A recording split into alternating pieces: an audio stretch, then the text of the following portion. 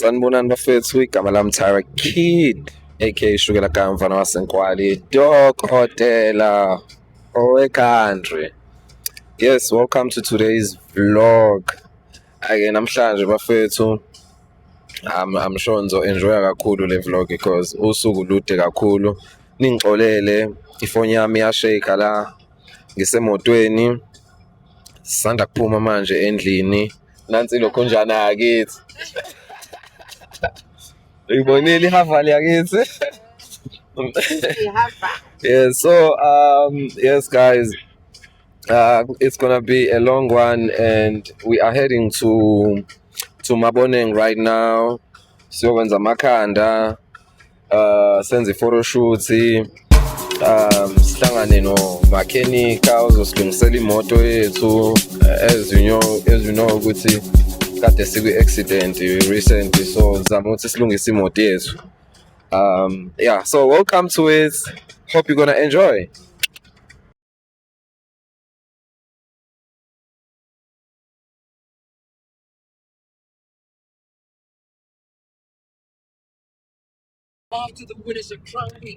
So on today's vlog, we're gonna be talking about background years, you know.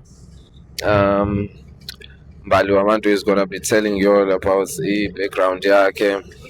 Nami ngokunjalo ngizonixoxela ukuthi kahle kahle sikhule kanjani. Until size sifike la sikhona namhlanje yabo, kahle kahle kwenzakalani yabo, kwenzakaleni. I'm sure abanye benu vele abamlandelayo uMbali bayazi ukuthi i-background yakhe ikanjani, but today uzobe nitshela kabanzi-ke ukuthi kahle kahle yena ukhule kanjani and ukuze afike la ekhona kumthathe isikhathi esingakanani and kumthatheni ukuthi afike yabo. As always guys, uKex the Baba lo kayi-1 nosikabili. Yeah. Namhlanje bafethu ngivashele ukuthi inja yami isebenza esidume ngazi la. Namhlanje bafethu ke nazi ngihlezi ngikhathi ukuthi uTyra kuphela bafethu. Namhlanje ngiphethe ke i-superstar leni langempela ke futhi uMadlems.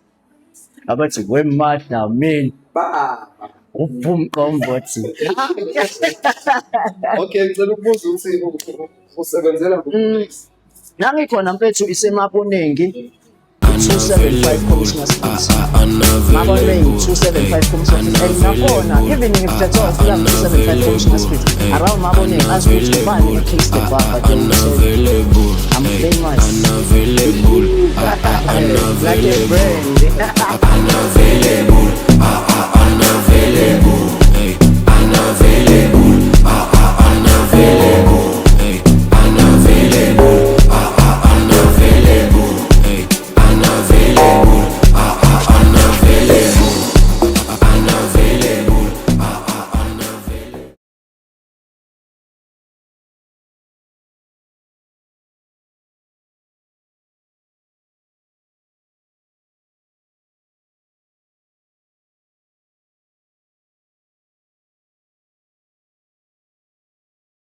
Sanibonani bafethu, igama lami Tyra Kid, aka Shukela Gama mfana wasenkwali, dokotela owe-country.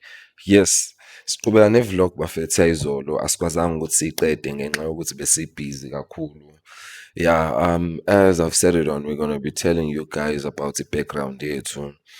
So,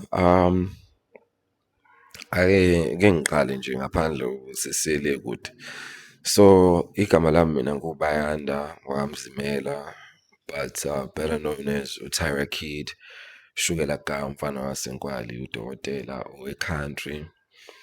I was raised in a very, very beautiful rural area ebizwa ngokuthi isenkwali yabo. Ngizosho ukuthi I can say I grew up in a disadvantaged background. Yeah, I can say I grew up in a disadvantaged background. But I didn't put that in my mind as in cooler because Ngingathini mina abazali bami bangifundisa ukuthi impilo ngiyi-enjoy yabo. Even kungathiwa kwenzakala into enhle noma into embi, kodwa nje ngiyi-enjoy and ngi-embrace yonke i-moment yabo yempilo. So ukukhulela kwami emakhaya whereby ama-resources elekha, amafoni, ama-laptop-u, because mina isikhathi engikhulele kusona emakhaya ugesi ubungekho, ekhaya bekulayithwa ikhandlela yabo. So ngikhuliswe kahle kahle mina osisi bami yabo, cause abazali bami bashona ngisasemncane kakhulu. I think umama wami washona ngifunda grade 1, then ubaba wami washona ngifunda u-grade 8, yeah. But ngenxa yokuthi vele uma wami the time eshona, ngathini ubaba hlampe wayengahlali ekhaya ngaleso sikhathi, washona uma then ubaba wangahlala ekhaya ngale ndlela abesejwayele ukuhlala ngayo yabo. So wathola omunye umamncane, then mina ngasala nobhuti wami ekhaya because usisi wami omdala ubesebenza and ubesebenza kude. Nosisi wami lo omunye omncane naye wathola umsebenzi, so ngasala nobhuti wami omdala, naye futhi naye wayefunda esikoleni, wayengaphambili kwami, wayefunda the time efunda u-grade 12, mina ngangenza u-grade 8 yabo. So nje bengishiya, so even ise-primary besishiyana, but he always made sure ukuthi naye uyangi-inspire ngendlela e-right, because I could probably say he's the one owangifaka kwi-entertainment industry. He's the reason why I fell in love with music, because he was a dancer, also singer as well. Kwakujwayele ukufika abangani bakhe ekhaya bezoprakthiza, kufike abangani bakhe abama-celebrate ngisamncane. So around 2007, 8, that's when nga-recognize-a nami ukuthi no, kahle kahle I'm talented. And bese sihlala sodwa-ke nobhuti wami lapha ekhaya, osisi bami bebuya makuphela inyanga, nobaba wami ebuya nje like mayetholele leyo chance. But because mina sinobaba ngathini i-connection yami naye ibidiphu kakhulu and besi-close kakhulu. So bengijwayele ukumvakashela, uthole ukuthi ngama-weekend ngiyamvakashela, but phansi ney'nsuku ngisekhaya. Cause I remember mina ngaqala ukuziwashela nje like iy'ngubo zami zesikole, ukuy'phekela, ngifunda grade 4, grade 5 lapho, yeah. Cause bese sivele siy'hlalela sodwa around that time ekhaya, so sinobhuti wami. So ngafunda ukupheka lapho, i-rice bese ngilipheka, i-shirt ngiliwasha even though ngingalwashi ngendlela e-right. Usisi wami mebuyile angithethise, angifake umpetshisi, bawu-2 futhi.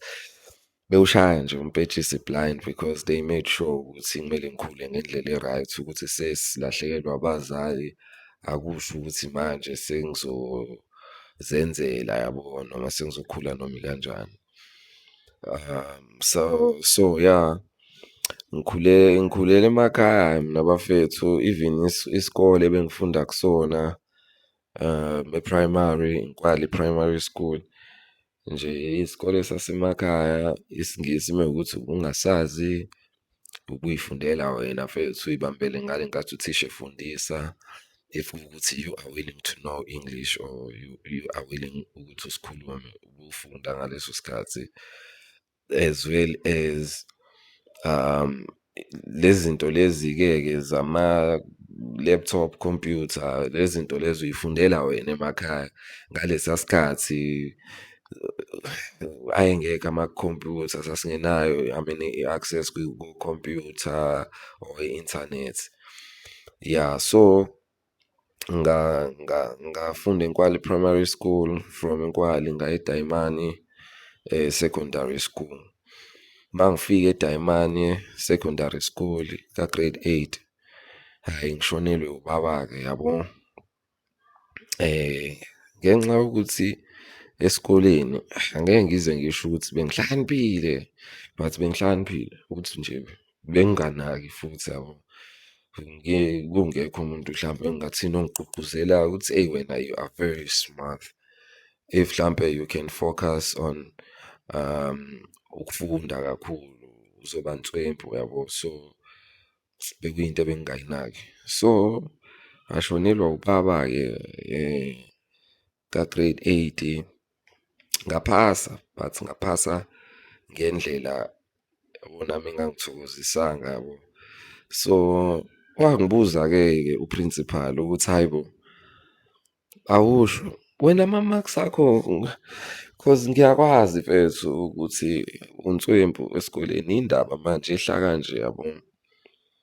So eyi nje ngingabi ne-explanation e-proper, but angisazi yini yagcina isifika ekuthenini ngimtshele ukuthi hhayi no, kahle kahle ekhaya nami ngiyihlalela ngedwa, and ubhuti wami wayesengenelwe nawo umqondo wokuthi naye yabo phela like ungena estejini yabo, ezenzela izinto zakhe naye yabo, nje ngingathini engafocus-ile nje ekuthenini like hhayi no, nginobhuti omncane like engizomnaka, naye wayeyinakela impilo yakhe because naye he was also young. So ngamtshela ukuthi hhayi no, kahle kahle ngiyihlalela ngedwa nasekhaya, ubhuti wami futhi u-principal wayemazi ubhuti wami. Hhayi nobhuti wami like ufikela ngesikhathi esithandayo yabo. So nje ngiyaziphushela and abazali angisenabo. Eyi waphatheka kabi yazi u-principal, ngiyamkhumbula u-Mrs. Ngidi. So waphatheka kabi wathi, oh my God, yazi because abazali bami wayebazi, so waphatheka kabi wathi eish, that's very painful and you are very brilliant, you've got a bright future. So yeah, wazama ukuthi esikoleni angi-ede even kubafundi laba abama-offense yabo, ukuze ngikwazi nami ukuthi makuyi-break ngikwazi ukuthi ngidle nabanye abafundi yabo. Because I remember sometimes I would go to school without imali yabo ukuthi ngidle esikoleni. So because I had friends, ngiyabakhumbula abangani bami ukuthi nabo like we used to share nje yabo, kungekho lento ukuthi ngoba nakhu wena uyiphethe imali esikoleni kuhlekiswa ngawe and stuff. No, kwakungabonakali and nje i-backup yami yayi-right because I was surrounded by abantu aba-right, and esikoleni nami ngangenza kahle futhi. So ngaka-grade 9 ngaphasa kahle, grade 10 nakhona ngafike ngaphasa kahle kakhulu. So u-principal wami was like, nah man, indlela uhlakaniphe ngayo and ngendlela i-future yakhe e-bright ngayo mina ngiyayibona. Ngicabanga ukuthi ngikuthathe uyohlala kwami, ngizokutholela isikole eMlazi, eZwelibanzi High School, then uqedelele khona u-grade 11 and 12, so that mawuphuma khona at least uzobe usukwazi ukuthi uye ey'ndaweni eyi-right, you know, uphume ey'koleni eyi-right, and even i-knowledge yakho ngeke ize ifane. So I was like, oh ngeke ngiyiyeke leyo opportunity, and vele ifika ngiyayidinga. So I was like, let me just grab this opportunity. Ngahamba-ke ngonyaka olandelayo ngayohlala eMlazi no-principal wami, ngafunda u-grade 11 ngaphasa, ngafunda u-grade 12 ngaphasa. And kwangisiza kakhulu ukuthi ngihambe ngiyohlala eMlazi because ngangiqhamuka emakhaya and ngangidinga ukuthi nami yabo kwi-system yami ngibe naleyo ngathini ngibe nalolo lwazi lokuthi ukukhulela elokishini kunjani, you know, as umuntu eqhamuka emakhaya.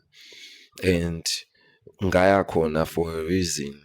uNkulunkulu wakwenza lokho for a reason. I'm grateful and uNkulunkulu ngiyafisa angibusisele kakhulu nje uma wami mese singithi lapha eMlazi ngokuthi angisize, angithathe nje enze lokhu akwenza, you know, I'll never forget it. And uNkulunkulu angigcinele yena, ngisazombona nje kahle mase nami ngi-right empilweni, even kuthiwa angibi right manje, but ngisazomenzela izinto ezi-right because uNkulunkulu wamsenda ukuthi like akabe sibusiso empilweni yami ngalesa sikhathi. So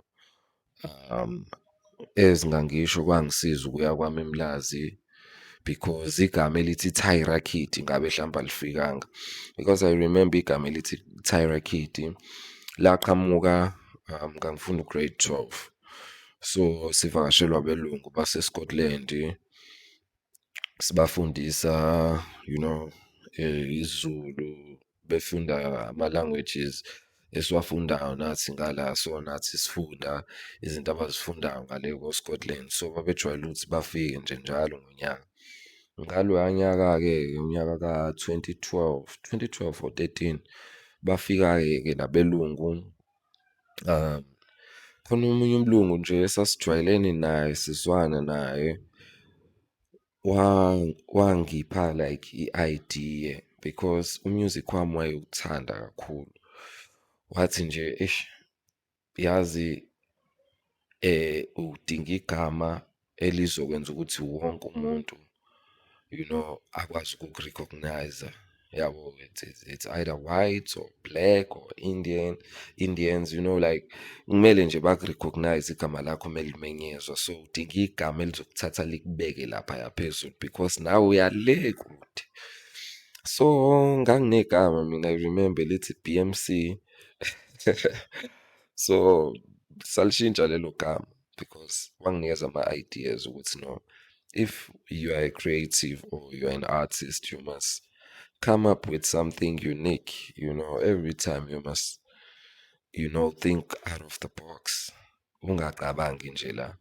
So ngazama-ke nami ukuthi siliqambe naye silihlanganise, ngiyakhumbula saze salibheka ngisho ku-Google lingekho, into ethi Tyra Kid nje imina, you know. So kwangisiza kakhulu cause ngaba liqhamukanga igama, kuningi engaba ngikufundanga up until ngifike la ngikhona, because mina vele ngathi sengifika ka-matric ngase ngazi ukuthi ngifuna ukufundela u-music. So I went to eGateway City College, ngahamba ngaqhubeka nokufunda, ngazama ukwenza i-sound. Unfortunately because of ama-funds ngangakwazi ukuthi ngigcine ngiqedelela and ukukhumbula ngi-artist or ngi-entertain into engiyithandayo vele u-music. So kwakungekho nalokho kugqugquzeleka ukuthi hayi no, let me just get bursaries and stuff. Bengitshela usisibambe ethi no, just ungayithola i-bursary what not so that you can carry on with your studies. But I was like no, I wanna pursue my dream, you know, because for me na, if 2014 ngingaqhubekanga nokuthi ngithi hayi no, let me just, you know, do what I love, ngiqhubeke nempilo, ngabe mhlawumbe angazi, ngabe mhlawumbe angikho la ngikhona futhi namhlanje. So you know, it's helped me a lot as well ukuthi ngiye esikoleni ngizama ukuthi ngiyisize nami futhi at the very same time ukuthi ngingakhohlwa ukuthi ngifunani empilweni, you know. Yeah, because i-vision yami vele after u-matric kwakuwukuthi ngiye abroad, yabo, like vele even kuthiwa music ngiyawenza, ngiphefomele abantu bangaphandle kakhulu. Yes, ngidume ngasekhaya, ngaziwe ngasekhaya, but i-vision ukuthi nje ngaziwe umhlaba wonke. So yeah, eMlazi ila ngakwazi ukuthi ngifunde khona ukuproducer, ila ngakwazi khona ukuthi ngiqale ukurekhoda. A big shout out to abo Smix, abo KOV, abantu abaqala ukungirekhoda eMlazi. A big shout out to Ten Trick as well, because it's uTen Trick wase-Adams, uproducer wase-Adams. So angijwayele ukuvakasha e-Adams as well ekhaya. Kubo ka-anti wami kahle kahle udadewabo kama wami. So ngilokhu ngizwa kuthiwa khona uproducer kuthiwa uTen Trick, kumele ngiye kuyena lo producer cause nami ngiyi-artist and ngisaqala. Ukuya ku-Ten Trick kwangivula umqondo.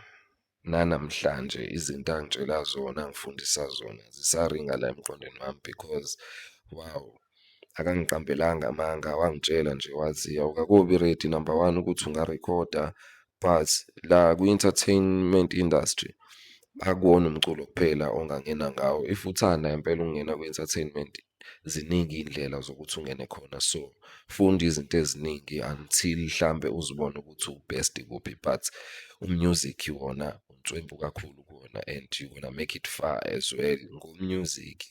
So a big shout out to him as well, because mina izinto eziningi ngizifundele mina, you know, after umatric ngayozifundela. And because of ipolitiki ekhona la kwi-entertainment industry yenza ukuthi ngizifundele mina izinto eziningi like i-production, ama-graphics, wenza ama-events, like ukuzimixela nje, like ama-vocals wakho, ukuzibhalela, ukwenza I'm everything, guys. You know, I'm an all-rounder artist. I do everything by myself, and I'm proud of that. I manage myself, I push myself, you know, from writing a song, making a beat, recording yourself, mixing your vocals, mastering your own song. After okuyi-recording wami isiphelele, sekumele ingene estradini, kumele iziwe abantu. I must design i-artwork so that ningibone, yabo. Kumele ngiyifake kuma-radio station, kuma-radio stations, I have to submit for myself, I have to get ama-interviews, I have to organize i-event ukuthi ngi-launch umusic wami, I have to, you know, everything. I used to have i-brand yaTyra Kid around 2016, 2017. Bengiphusha i-brand yaTyra Kid. Yonke leyo nto bengizenzela mina, i-design uyiqhamukele nayo, and it was doing very very well kwi-CBD.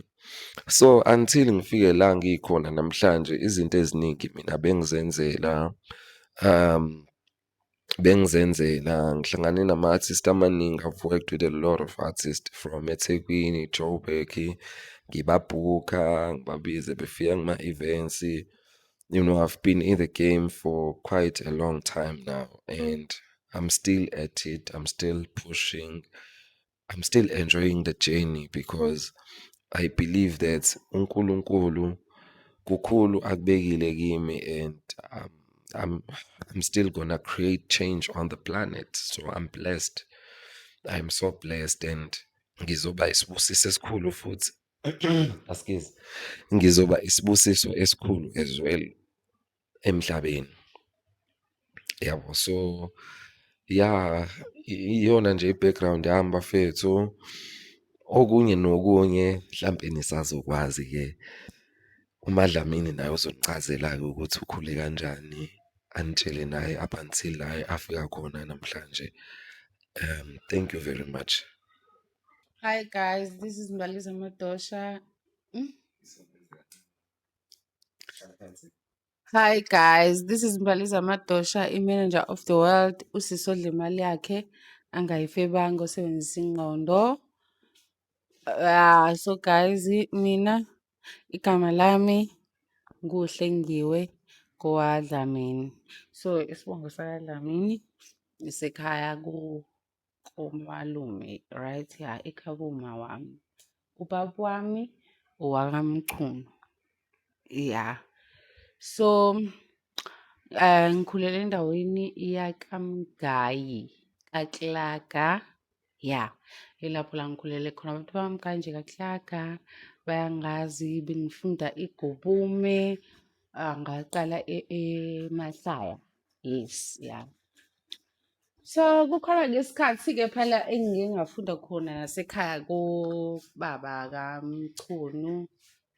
Ya, ngaleso sikhathi uma ubesakhona futhi, ya, behlala ndawonye benobaba wami. Khona lapha eMlazi emzini wabo. Ya. Alright, so kwahamba-ke then uma washona. Ngisahlala ngale ekhaya kababa, yabo.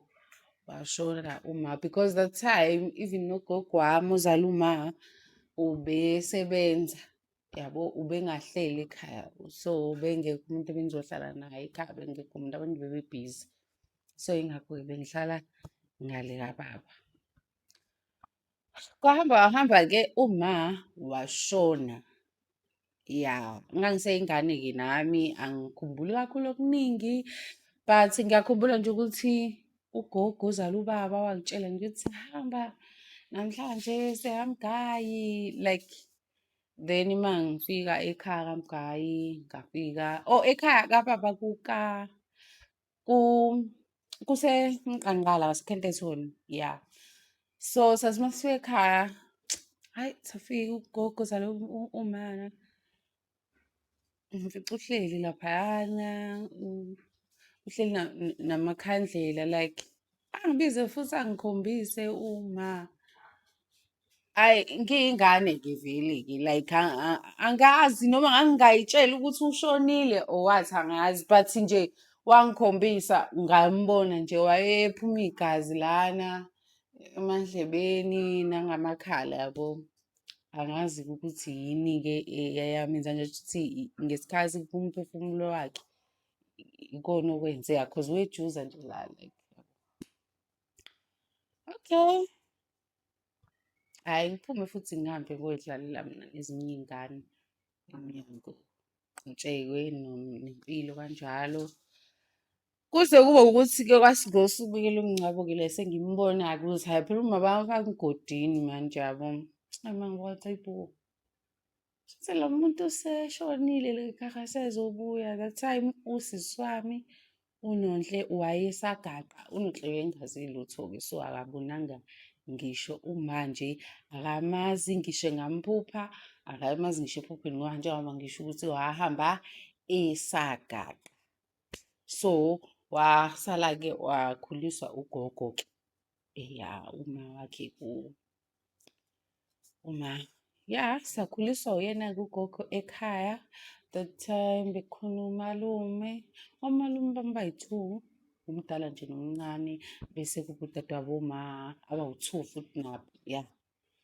So bekuyibona-ke abebekhona ngaleso sikhathi. Angazi-ke ukuthi yini eyenzeka, but sagcina nje sekusibuyela ekhaya after ukushona kwama, sabuyela ekhaya sayohlala nje sonke nomamdala nalo munye umama, yabo. Yes, nogogo naye wangathi wabuya. Yes, wabuya ugogo wagcina esebuya ekhaya. Oh, I think kwaba ney'nkinga nje, like khona nje into eyayikhona eyayihlasela ekhaya engicathi oma bahamba ngaso leso sigaba saleyo nto, cause kwakushonwa nje ekhaya kugula abantu, yonke leyo nto leyo. Cause ngiyakhumbula omunye umalume bewu-3, so bagcina besale bewu-2. Kwashona uma, kwashona lowo malume nje ngazo lezo zikhathi belandelana. Then-ke abanye bagula egcekeni. So ngicathi ekhaya sabuya kanjalo sonke. Ugogo esezama-ke ukuthi afune into azosisiza ngayo ekhaya ukuthi hayi bo, kwenzakalani, yabo, cause leya nto yayithusa, like wonke umuntu ekhaya uney'nkinga, like kuyafiwa nje. Hhayi-ke ugogo ngisho ukuthi wagcina-ke ethola, cause ngiyakhumbula nje ugogo ngathi wagcina ethole umuntu kaMhlabe yalingana. Lowo muntu loyo wafike wahlola nje, washo ukuthi lapha ekhaya kukhona into eyagqitshwa laphayana ngenhla komuzi, khona lapha nje elokhuzeni la sesihlala khona la, khona into eyagqitshwa, hhayi bo. Oh, and uma ishiwo leyo nto, it was like omunye ubaba wengane yamamdala, udadewabo uma umdala, inkosazana yagogo.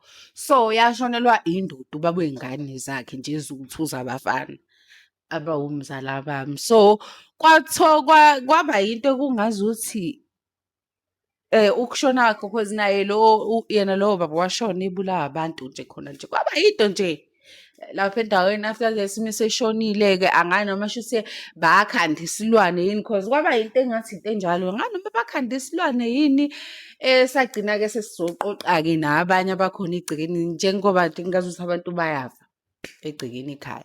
So kwaba yileyo nto-ke guys, kwabuyelwa ekhaya-ke kwahlalwa-ke ukhulu ehlenyuka-ke kusabeka ekhaya kungahlaleki like kunanamagundane ayekhona emakhulu ayesabeka ukuthi uma ngabe nje uqhamuka nje akuguduzele ngazuthi kunabantu like kwenzeka izinto ey'thusayo yabo.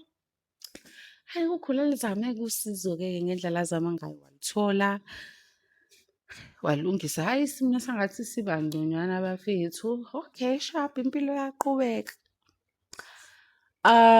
Wasikhulisa kugogo, usisi wami wegula, ngiyakhumbula nje.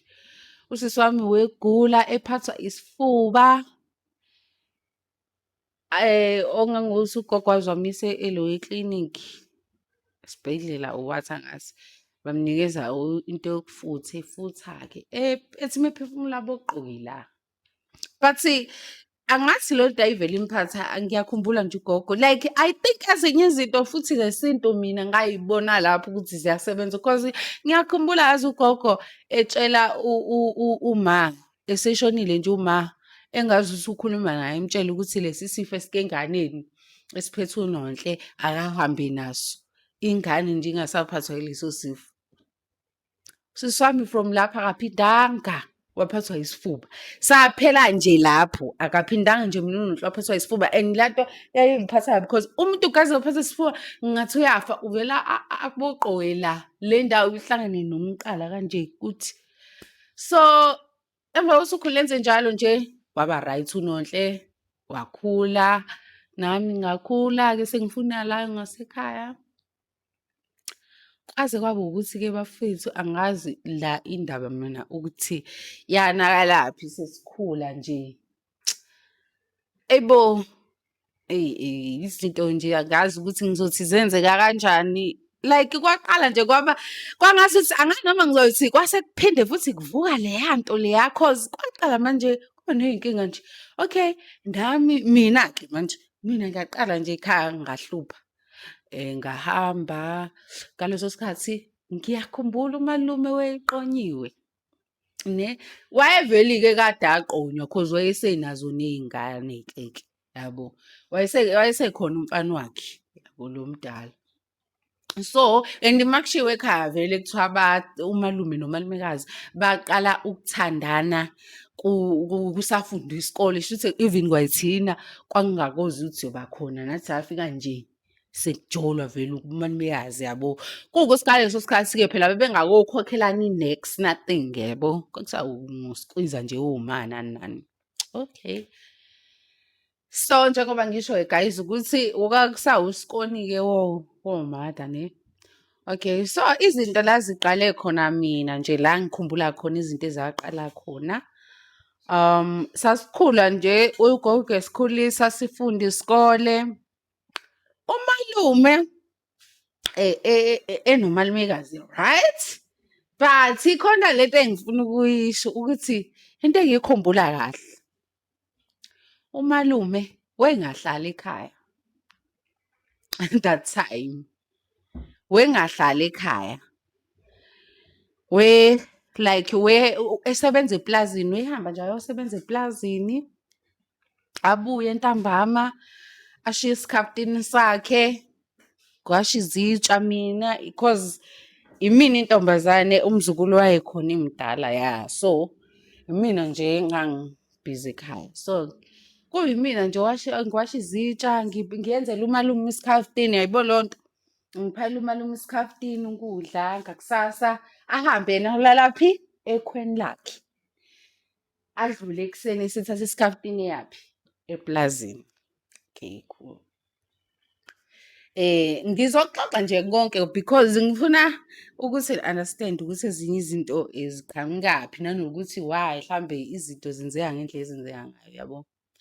So, umalume into ayenza ngiyakhumbula ukuthi ugogo wayengaphathekile kahle ngesenzo sabani samalume, ukuthi umalume uhlala ekhweni akakuthengi ukudla kodwa uyasebenza kodwa futhi isikhaftini siphuma khona la ne ngingane kodwa kuyinto ekhulumisayo nje egcini, kuyinto nje yabo ikhulunywa abantu abadala mise behleli bakhe.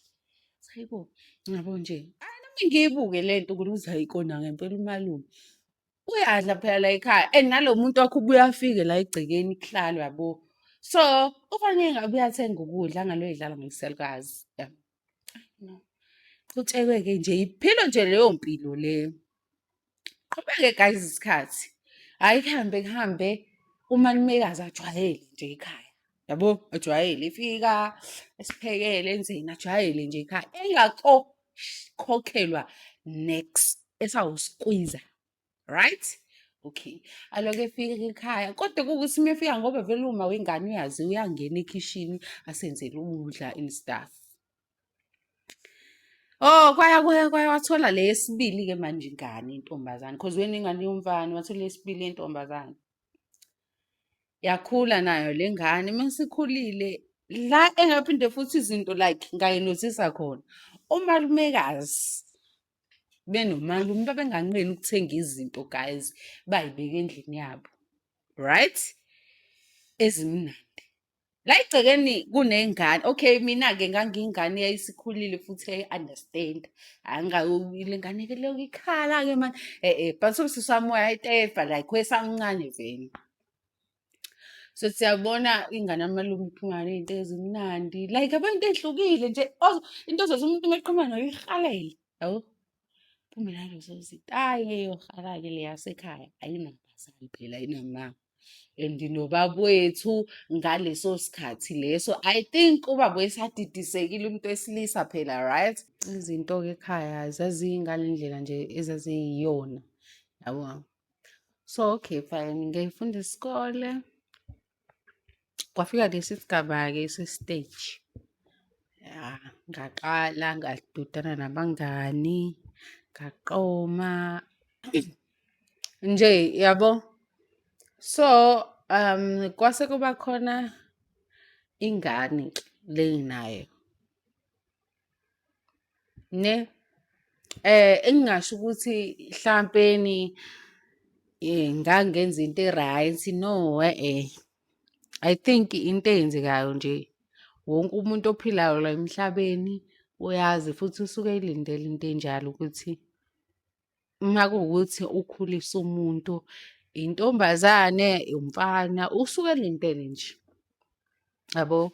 Okuningi iy'ndlela zokuthi mhlampe izinto ezingamphoxa ezingenziwe lowo muntu mase esefike phi ekukhuleni kwakhe. Okay. Ngikwenze-ke mina-ke lokho engakwenza-ke angifuni-ke nje ukuqamba amanga. Mina nje bengiyingane nje ey'thathela iy'nqumo vele from ekuqaleni. Angiqali manje, yabo. Mhlambe mina ngibona ngiyidazela inkani la ku-social media niy'tshela ukuthi hawu Mbali, mina inkani ngaqala ukuyidaza le angisuka khona. And I'm proud of that ukuthi ngaba nenkani ngayithathela iy'nqumo. Yize noma lezo y'nqumo zaziboniseka engazuthi ngiyahlanya. Futhi nami ngangingazi ukuthi why ngithathe lezo y'nqumo, yabo. But ngokuhamba kwesikhathi kumuntu ekukhula uyahamba uhamba ubone ukuthi no. I think ngokuhamba kwesikhathi impilo ihamba. Ya udla neyogathi ezimpilo kancane phela, yabo nje just ukuthi ney'nkulumo oy'khulumayo zibe Ngikhohlisa. Okay, so guys-ke njengoba ngisho ukuthi isikhathi namo sihamba, right? Indlela okhula ngayo, izinto ozenzayo, nje umuntu uyashintsha guys. Noma ekhula ezama ushintsha.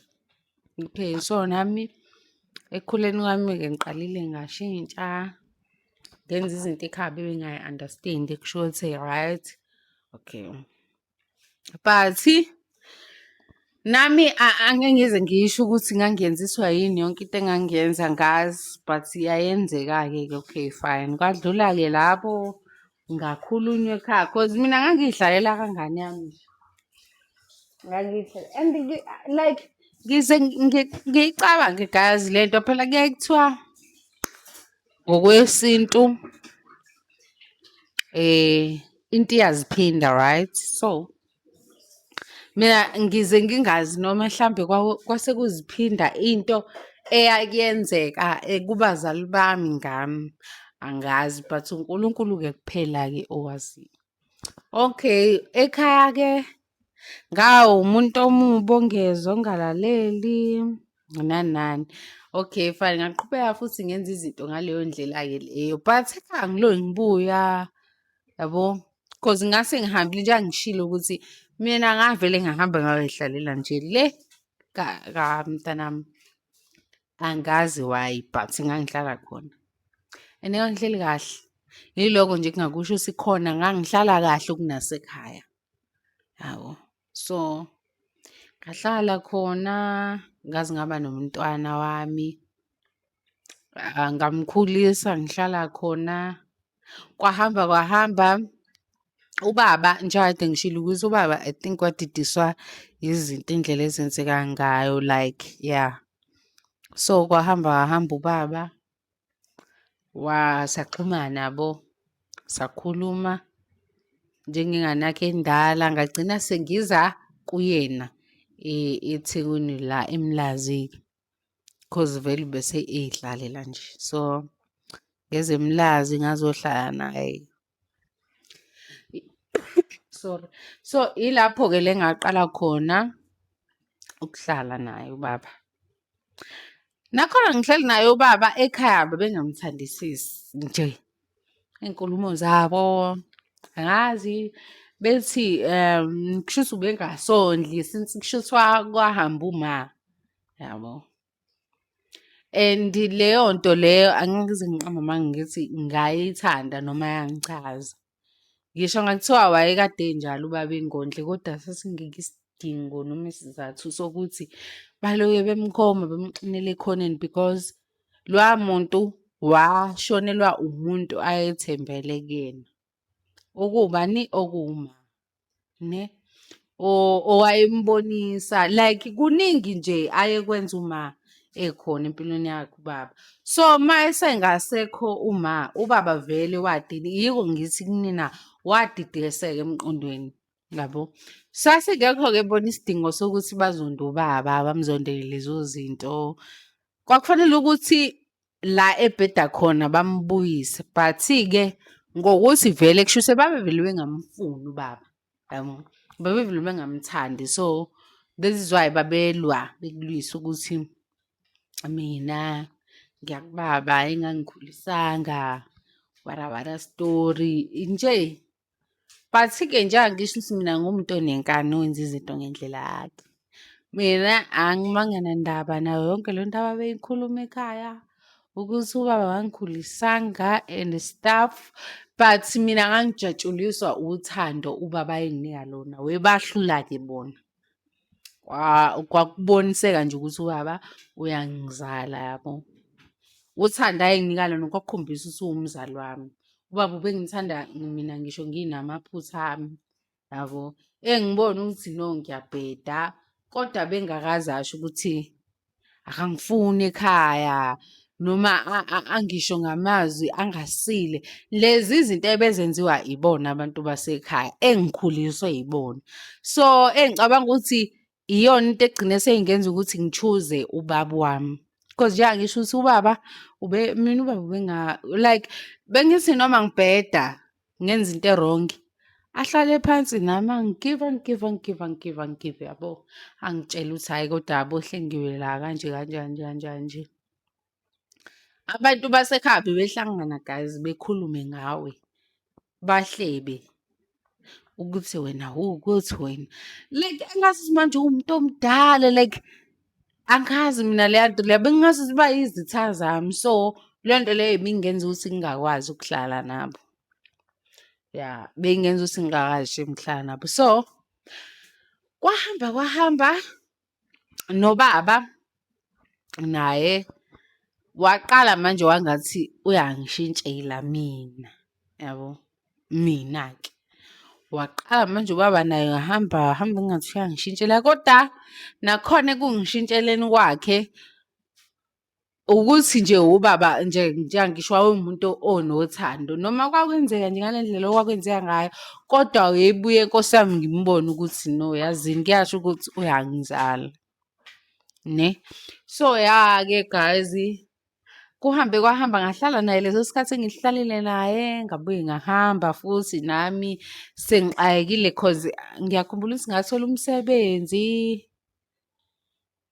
sekushone nogogo nje cause kwahamba kwafika nalesi sigaba sokuthi nogogo ashone agule ashone agule ashone ugogo yabo kwasala-ke ngahamba ngayosebenza eseshonile oh yebo bafethu yazi mina ugogo wami khona isikhathi engike ngabuyela ngathi ekhaya ngayohlala ekhaya right ya ngabuyela ekhaya ugogo nje sekhulile futhi ngangibuyiswa uyena ugogo yabo ngathi uma ngihlala ekhaya ugogo wami esegugile egula like yabo mina kazi ziningi izinto ezenzeka ekhaya la engakhulela khona ngendlela ebuhlungu koda-ke ngangihlezi ngingathathwa serious ngoba ngiyingane-ke phela and futhi nami ngangingenayo imibono ephusile hlampe ukuthi leyo nto sengiyaye ngiyibone manje ukuthi hlampe kwakufanele koda noma ngathiwa ngangikusho lokho ngiyazi ukuthi babengeke baze bangizwe yabo ngoba vele ekhaya babengangithathi serious so kuningi nje mina guys abanye abantu mhlawumbe baze bayibuza ukuthi why ekhaya ngingayi why bengazi bangibone nomndeni wami mina nje guys umndeni wami I think inzondo yaqala from kuma uma I think ekhaya khona iy'ngxabano ezazikhona cause uma wey'hlalela nobaba wengahlali nje ekhaya wey'hlalela nobaba so thina sasiyingane-ke singazi lutho so mina ngokubuka kwami izinto indlela ezenzeka ngayo I think uma wayengathandwa ekhaya angisho ukuthi hlampe uma wayenza kahle kungenzeka ukuthi wayengenzi kahle ekhaya so okuyikona okwenza ukuthi hlampe baze bagcine babe naleyo nzondo ababenayo and leyo nzondo yagcina isiphumela nakuthina phela iy'ngane zakhe-ke yabo cause ekhaya mfethu hayibo hey mina ekhaya bakaze bangitreat-a Nkosi yami njengengane nje I think leyo nto bagcina ukuyenza umqondo wami kusawengane ngisamncane ngingakoboni next but mina ngithe nje umqondo wami sengikhulile yabo ngabona engazuthi ekhaya ngiyabandlululeka and stuff and bengingenankinga nayo yonke le nto but bengizama ukuyikhipha ekhaya ngiyikhipha busy ngiyiqhelisa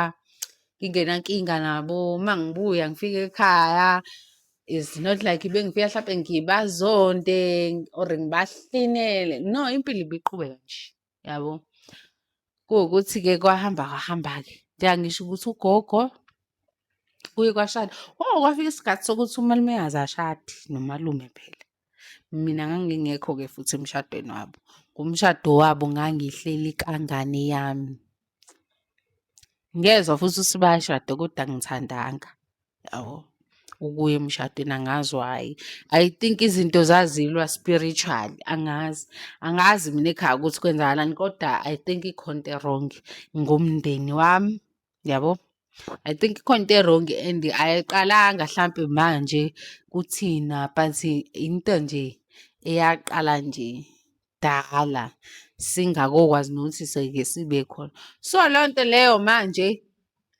igudla nathi njengangisho ukuthi into engenza ukuthi ngisole ukuthi umuntu owayeyinkinga uma wami. It's because imina nosisi wami abantu abangathandisiseki ekhaya. Yabo. And futhi from kudala sikhula. Hhayi ukuthi leyo nto into eyenzeke nje. From kudala nje sikhula bekuveli nje kunaleyo nto. Nogogo ethi noma ethi uyazama ugogo lo ozala uma. Cause ngikhumbula khona isikhathi ugogo ake aze waginqika phansi ugogo eseyigugele-ke vuka nawo ushukela. Waginqika ekhaya, wakhala wathi umalumekazi esho kusho ugogo ethi umalumekazi mina nosisi wami asiphathi kahle. And ngiyakhumbula that day khona into eyayenzekile nje egcekeni eyayingangiphathanga kahle. Vele-ke angifuni nje ukuqamba amanga. Umalumekazi akaze aze asiphathe thina kahle mina nosisi wami. Yabo, akaze aze asiphathe kahle and angazi ukuthi why uyena owaziyo nenhliziyo yakhe yabo. Cause even that time ugogo ekhuluma ethi akasifuni mina nosisi wami kwasuka nje isiphithiphithi nje like why guys kuzohlezi egcekeni ixatshana ngokuthi thina akasithandisisi thina warawara and yena every time umalumekazi uma ekhuluma uhlezi uzocindezela thina. Hhayi le ngane ziyatotoswa lezi ngane anifuni ukuyifuna yabo iy'nkulumo ey'njalo. Mina ngikhuliswe nje yilezo y'nkulumo ukuthi le ngane ziyatotoswa ayifuni ukutshelwa yabo nje useyingane umncane usadinga kona ukuthi utshelwe-ke. But mina ekhaya bekushiwo leyo nto and umuntu obebafundisa leyo nto ukuthi bayisho bebenganjalo umalumekazi. Hhayi shame, hhayi intombi yakashange yaganela ekhaya. Ngiyayivuma mina mfowethu angazi noma mhlampeni wayefela ukuzoxabanisa ekhaya or what I don't know. Angazi uyena ozaziyo cause konke kwenzeka emva kokufika kwakhe. And yena esikhundleni sokuthi akhulume ahlanganise umndeni cause I think umuntu uma efika ekhaya ezoshada, ezogana, ezonjani usuke ezovusa umuzi.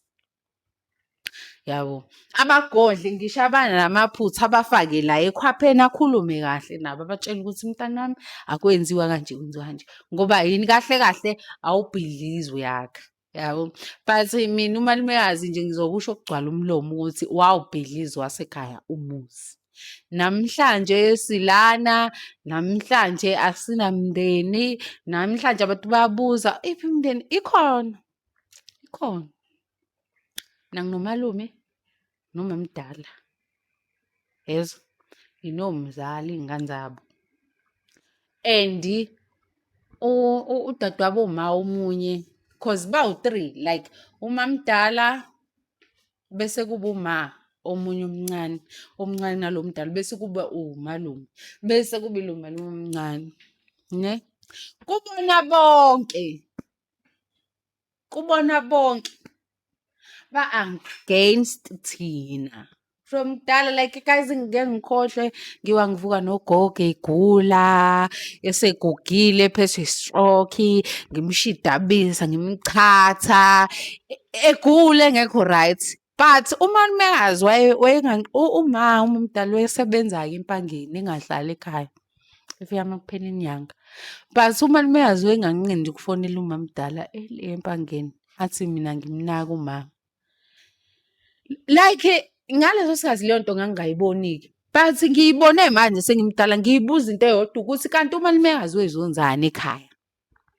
Azalwe owaqala lezi zinto ayezisho ngangingazenzi. Yes, vele nami ngangikwenza okobungane ukuthi ngiseyingane mhlampe kwakwenzeka ukuthi ngiphume ngithi ngiye emfuleni ngiyokha amanzi ngifike ngihlale nezinye iy'ngane sihleke ngikhohlwe ukuthi ngishiye umuntu omdala endlini. But umalumekazi kanti walotsholelwani wayezonzani ekhaya. Kwathathwa iy'nkomo zikagogo ezazilobole ingane yakhe le ntombazane ngoba enye ingane yakhe yentombazane yashada nayo yashadela kaShange.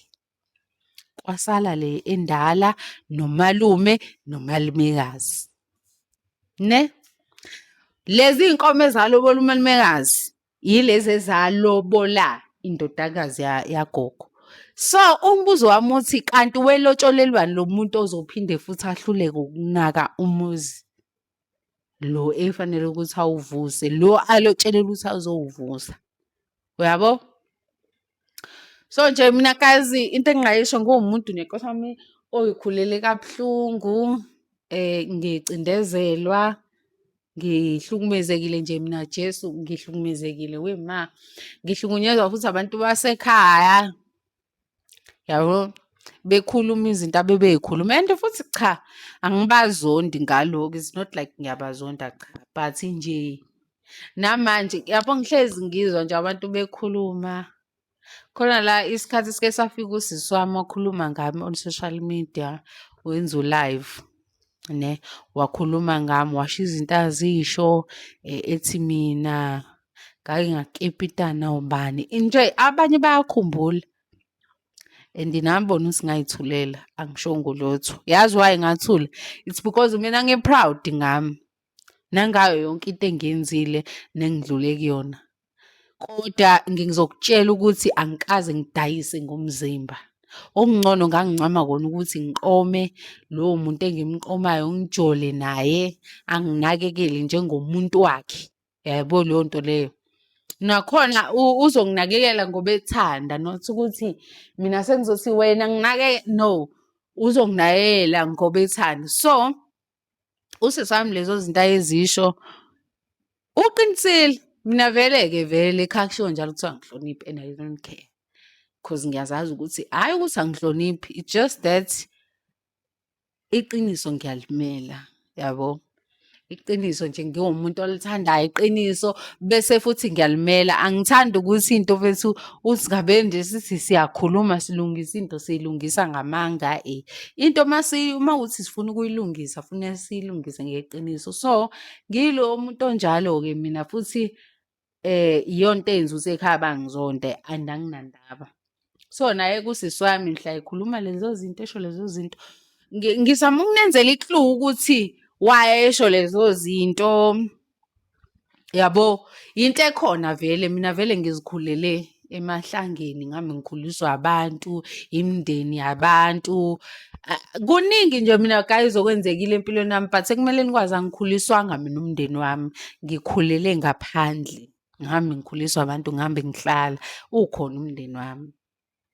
Hhayi ukuthi mhlambe bengikuthanda lokho noma into ebengiyi-enjoya, but bekuzenzakalela. Kodwa manje sengikhulile sengimdala, ngiye ngasibona isizathu sokuthi ngihambe ngikhulile emizini yabantu. Ngoba namhlanje nginosisi wami sisele sowu-2. Umndeni wami ohlangene ule emakhaya kamgayi uhlangene, abasifuni abanjani. Engine-sure ukuthi la bekhona baxakeke bayanuka, yabo.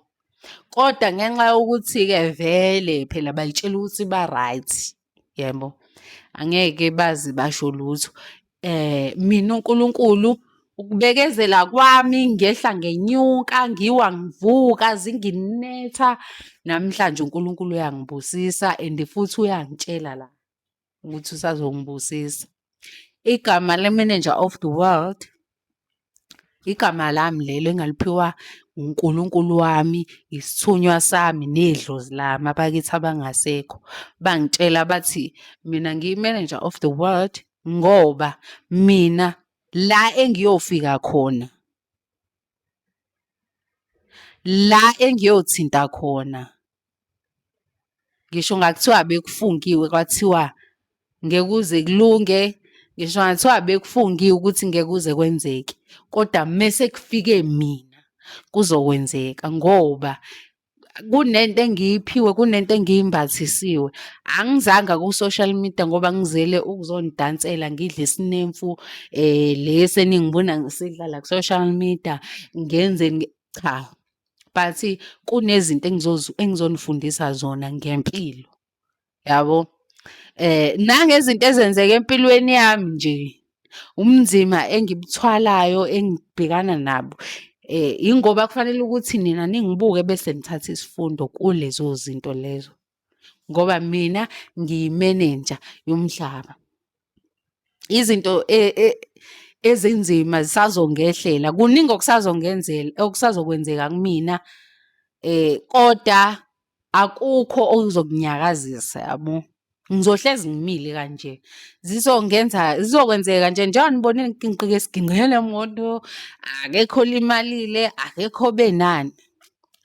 Ngoba yini uNkulunkulu kukhona into afuna ukunibonisa yona. Umuntu nje ohlakaniphile angeke ngikhulume yena abantu abasangene. But umuntu ohlakaniphile uyabona kona ukuthi no, yazini uNkulunkulu ikhona into afuna ukusibonisa yona. So, igama le-manager of the world, guys, ningalithathi kancane. I'm a manager of the world. La ngifika khona kuzomonakala, la ngithinte khona kuzocaca. Umuntu engikhulume naye izoshintsha impilo yakhe. Amazwi engizokutshela wona angayishintsha impilo yakho. Ukuthi kunzima nje ngoba phela guys usathane naye ukhona ufuna ibandla lakhe. Kodwa-ke yeah, impilo injalo. Manager of the world, guys, nisale kahle ne. Siyabonga okunye nokunye nizokuzwa isikhathi sihamba.